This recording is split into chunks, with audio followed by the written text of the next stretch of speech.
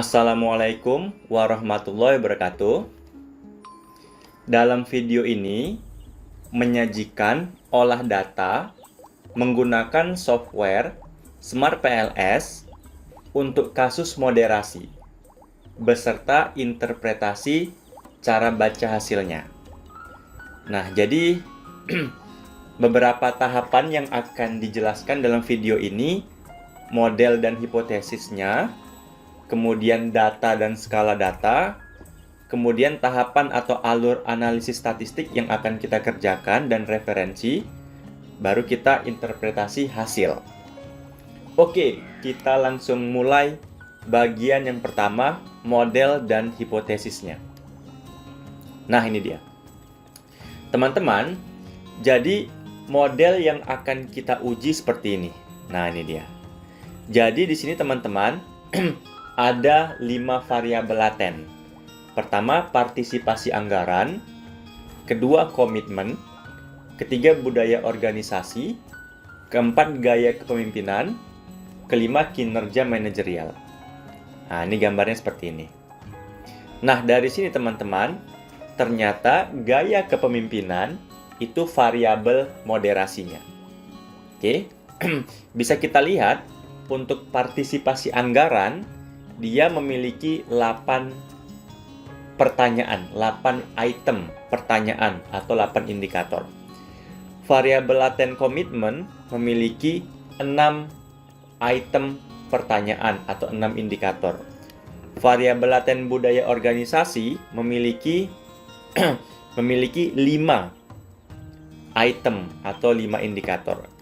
Variabel laten gaya kepemimpinan memiliki 9 item atau indikator.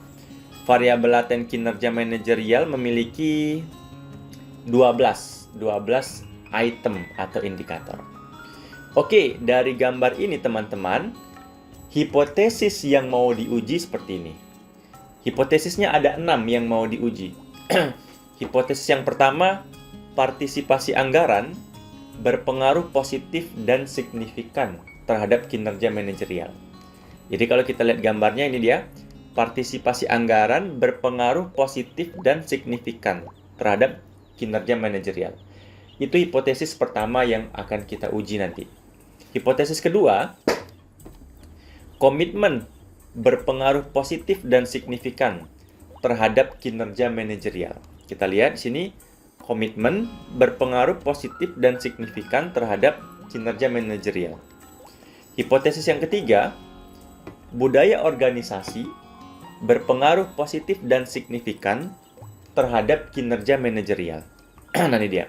Budaya organisasi berpengaruh positif dan signifikan terhadap kinerja manajerial.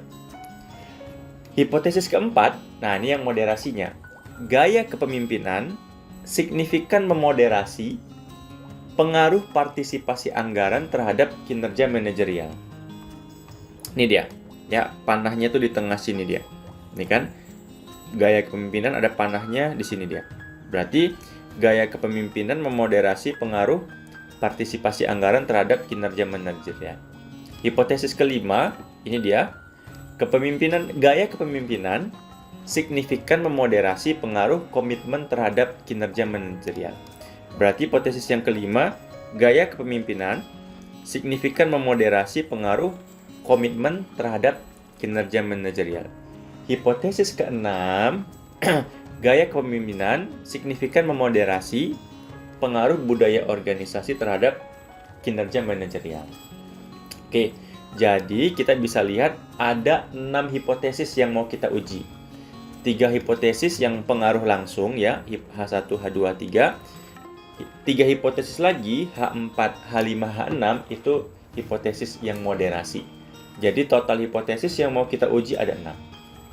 Oke, lanjut. Nah, ini dia datanya. Oke, ini datanya, kita bisa lihat datanya. Jadi datanya itu ada 97 responden atau sampel. Ya. Jadi jumlah data dalam kasus ini sebanyak 97 responden. Software yang akan digunakan adalah Smart PLS. Di sini saya gunakan versi 4. Kemudian skala data adalah skala Likert. kita bisa lihat dari Excel-nya langsung ya, ini dia. Ya, bisa kita lihat. Jadi partisipasi anggaran singkatannya PA. Ya, ada 8 item pertanyaan, ini dia. Oke. Kemudian komitmen kita singkat dengan KOM. Ya, ada 6 item atau indikator, ini dia. Kemudian ada budaya organisasi disingkat dengan BO, ada 5 item atau indikator. Ini dia. Sampai variabel kinerja manajerial, ya, KM disingkat. Ada 12. Ini dia. Oke. Nah, ini data Excel-nya ada 40 item atau ada 40 indikator, di mana jumlah respondennya ada 97. Oke. Nah, kemudian data ini teman-teman kita pindahkan ke dalam teks dokumen ini datanya. Nah, ini datanya sudah dipindahin. Kemudian teman-teman bisa import datanya ke dalam Ke dalam Smart PLS-nya ya. Kita import datanya ya. Coba kita import. Oke, misalkan data latihan. Oke, kita pilih import. Nah, jadi data yang ada di Excel ini dipindahkan ke dalam teks dokumen ya. Namanya .txt. Kemudian sudah diimport tadi ya, namanya data latihan. Kemudian, nah ini sudah saya gambar ya. Teman-teman sudah saya gambar di Smart PLS. Nah, kira-kira gambarnya seperti ini ya. Partisipasi anggaran, dia punya 8 item atau 8 indikator. Variabel laten komitmen ada 6 item atau 6 indikator, sampai kinerja manajerial ada 12 item atau indikator. Nah, tadi datanya sudah diimport, kita bisa gunakan data yang latihan ya. Ini dia. Oke, kita lanjut lagi di sini ya. Nah, ini dia. Nah, ini dia. Tahapan atau alur analisis statistik yang akan kita kerjakan. Nah, jadi referensi yang saya baca dari bukunya Hare, A Primer on PLSM, edisi ketiga. Jadi tahapan yang mau kita uji seperti ini. Nah, ini dia. Jadi ada tahapan namanya evaluasi outer loading. Pada kita periksa tuh outer loading untuk item atau indikatornya. Dikatakan lolos jika outer loadingnya di atas 0,7. Teman-teman nanti bisa baca referensinya ini di halaman 117 di e-book yang tadi. Kemudian setelah kita memeriksa nilai outer loadingnya, kita periksa nilai AV, CR, CA pada variabel latennya. Kalau AV dikatakan lolos kalau di atas 0,5. Kalau CR dikatakan lolos kalau di atas 0,7. Kalau CA, Cronbach's alpha dikatakan lolos kalau di atas 0,7. Nah, ini referensinya bisa dibaca di halaman 120 atau bisa juga dibaca di halaman 118 sampai 119. Lanjut. Baru kita lakukan nanti evaluasi validitas diskriminan dengan pendekatan namanya HTMT. Dikatakan lolos kalau HTMT-nya lebih kecil daripada 0,9. Itu referensinya ada di halaman 123. Barulah setelah melakukan evaluasi outer loading, AV, CR, CA, diskriminan validity, baru kita terakhir melakukan pengujian hipotesis ya. Kita bisa lihat nilai R-square-nya, Q-square-nya, SRMR-nya, atau pengujian hipotesis. Baru kita mulai. Nah, ini dia. Jadi teman-teman gambar dulu seperti ini ya.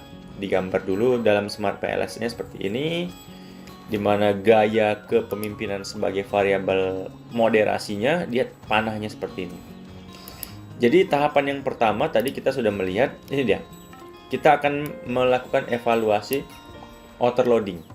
Caranya gimana? Caranya pilih calculate, pilih PLS SEM algorithm, kemudian pilih start calculation. Teman-teman bisa lihat outer loadingnya di sini. Nah, ini nilai outer loadingnya ya. Nilai outer loading BO1, nilai outer loading BO2, nilai outer loading GK1, nilai outer loading KM10, nilai outer loading KM11. Nah, ini udah saya ringkas ya di hasil olah datanya nih. Ini dia. Ya. Tadi ingat outer loading itu dikatakan lolos kalau di atas 0,7. Kita bisa lihat ya, semua nilai outer loadingnya sudah di atas 0,7. Ya, ini 0,958. Outer loading BO1, outer loading BO2 0,945. Sampai outer loading dari PA8 0,935. Semuanya sudah di atas 0,7, artinya sudah lolos berdasarkan outer loadingnya. Evaluasi yang kedua, kita akan memeriksa nilai AV, CR, sama CA. Itu dikatakan lolos kalau AV-nya di atas 0,5, CR-nya di atas 0,7, CA-nya di atas 0,7. Ya, kita bisa lihat di sini. Ini dia, construct reliability and validity. Nah, ini udah ada kan? Nah, ini disajikan di sini. Nah, ini dia. Ya. Jadi kalau kita bisa lihat AV-nya semua sudah di atas 0,5. Berarti udah lolos, aman. Kemudian CR-nya composite reliability di atas 0,7 semuanya ya, aman. Kemudian crown batch alpha-nya juga semuanya sudah di atas 0,7. Udah aman ya. Berarti sudah lolos. Selanjutnya, baru kita periksa evaluasi discriminant validity. Di sini kita menggunakan pendekatan heterotrait monotrait ratio. Itu bisa dilihat di ini dia. Di sini ada HTMT-nya nih. Ini sudah saya sajikan di sini ya. Jadi dikatakan lolos kalau HTMT-nya di bawah 0,9. Jadi kita bisa lihat nilai HTMT-nya semua di bawah 0,9. Artinya tidak terdapat permasalahan pada validitas diskriminan.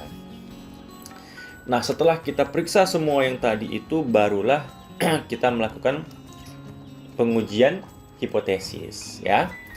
Pengujian hipotesis caranya gimana? Caranya pilih calculate, pilih bootstrapping ya. Kemudian pilih, di sini saya pilih two tail ya, pengujian dua arah. Signifikan levelnya 0,05. Kita pilih start calculation. Nah, muncullah dia nilainya, ini dia. Ya. Ini muncul. Nah, kita yang ambil itu 6 hipotesis tadi, 6. 1 2 3 4 5 6. Yang ini nggak ikut karena ini yang ini bukan bagian dari hipotesis kita. Kita nggak menguji pengaruh moderasinya terhadap Y. Yang kita uji pengaruh moderasinya. Kita nggak menguji variabel pengaruh gaya kepemimpinan terhadap kinerja manajerial, nggak kita uji. Kita fokus 6 hipotesis yang tadi. Ya. Jadi sudah saya sajikan di sini. Ini dia. Oke. Cara baca hasilnya, contohnya nih, budaya organisasi berpengaruh positif terhadap kinerja manajerial dengan nilai koefisien 0,297. Ya kan? Budaya organisasi berpengaruh positif terhadap kinerja manajerial dengan nilai koefisien atau kolom original sampel 0,297. Jadi ya.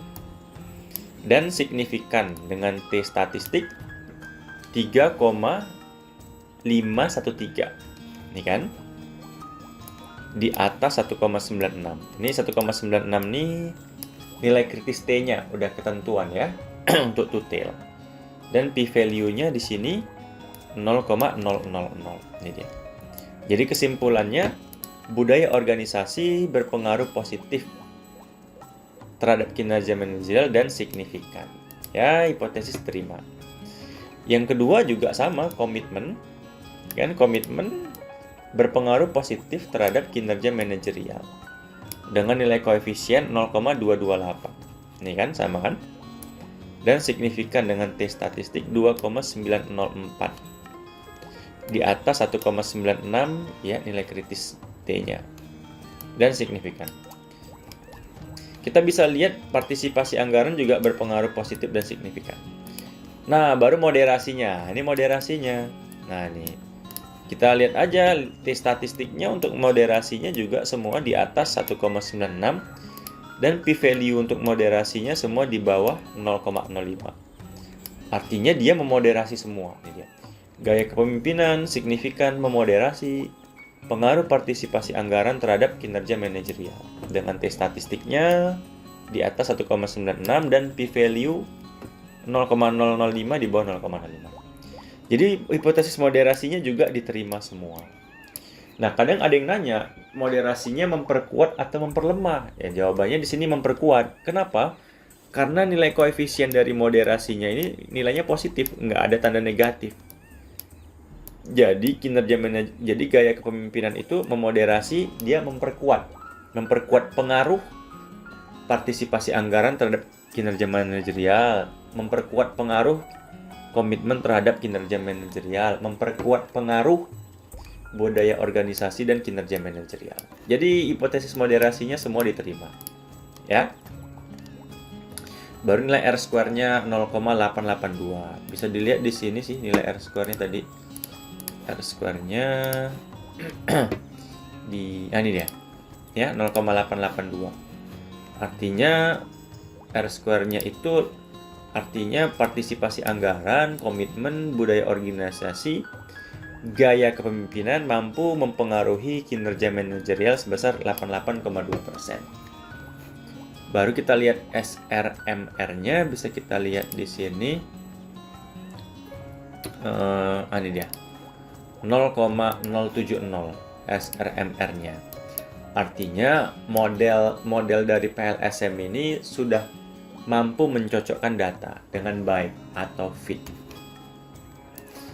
Oke teman-teman, demikian video pemaparan dari saya. Mohon maaf atas segala kekurangan. Assalamualaikum warahmatullahi wabarakatuh.